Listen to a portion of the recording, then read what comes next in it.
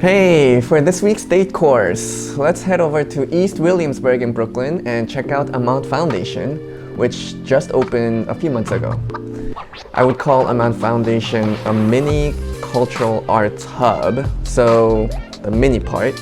So this should be a relatively quick trip. I would say no more than half a day max.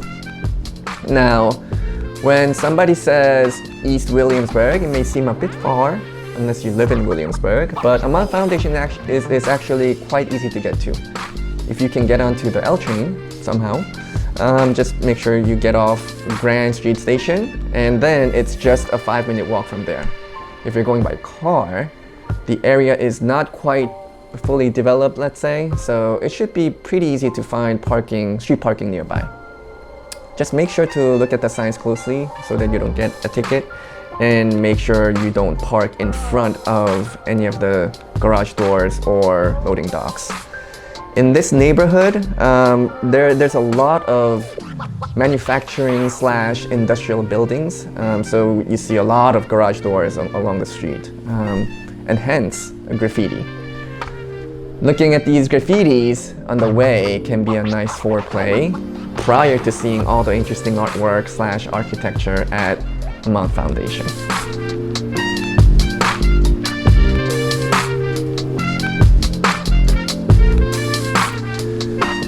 Now, when you get there, you can either enter from Grand Street entrance or Modger Street entrance. In our case, we started from the Modger Street. Now let's take a look. As you can see here, the building as a form doesn't really scream for attention, but the details embedded throughout the building does draw your eyes in. The texture of the brick, the beautiful reflection of the neighboring graffiti, the subtle curvature of the entrance alley, the volume above that frames the courtyard entrance, the corner not quite touching the fence, which creates an interesting tension, and then of course there's the courtyard and the large single-piece window into the bookstore. What's successful about this particular project is how the utilitarian, mundane, and low-cost materials such as brick, metal channel, and concrete get translated or abstracted to suggest tones, textures, and spaces. Meaning that on your first impression, you wouldn't look at the building and notice, let's say, a brick, but instead you'll perceive a textured volume instead.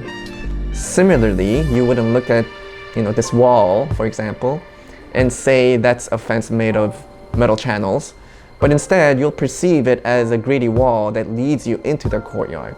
Or at least that's how it is for me.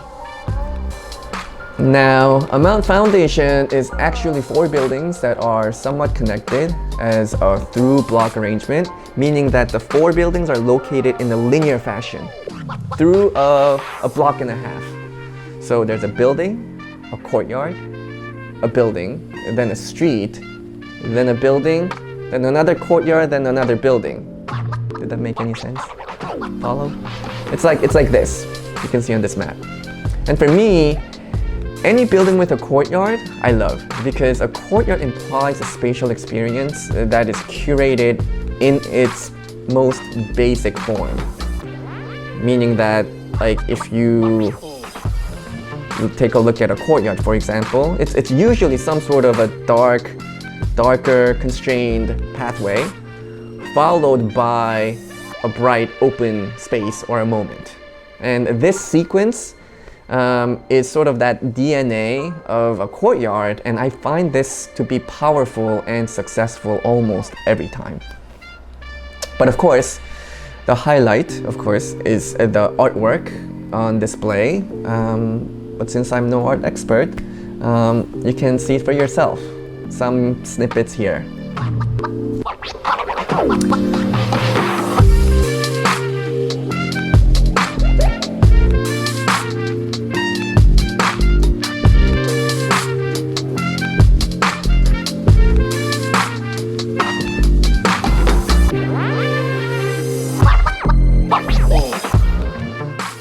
Soil is the architect of the building, and if you're Korean, you might be familiar with Gukjae Gallery in Seoul, which is another project they designed, and you can see a lot of similarity with Amant Foundation.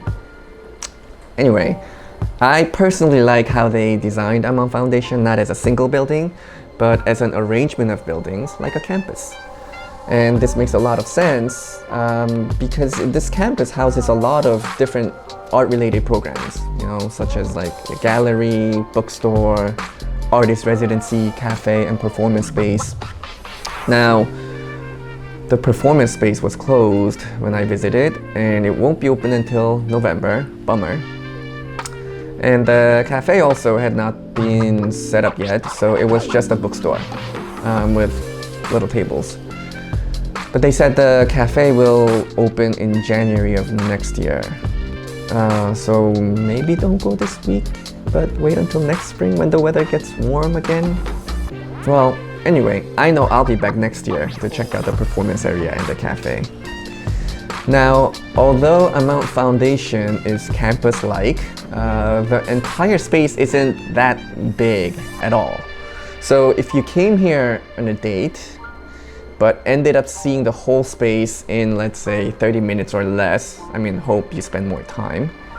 Well, in that case, there are a couple of really cool breweries right around the corner. One is Interboronyc, which is literally right next to Amant Foundation. They brew their own beer and distill their own spirits.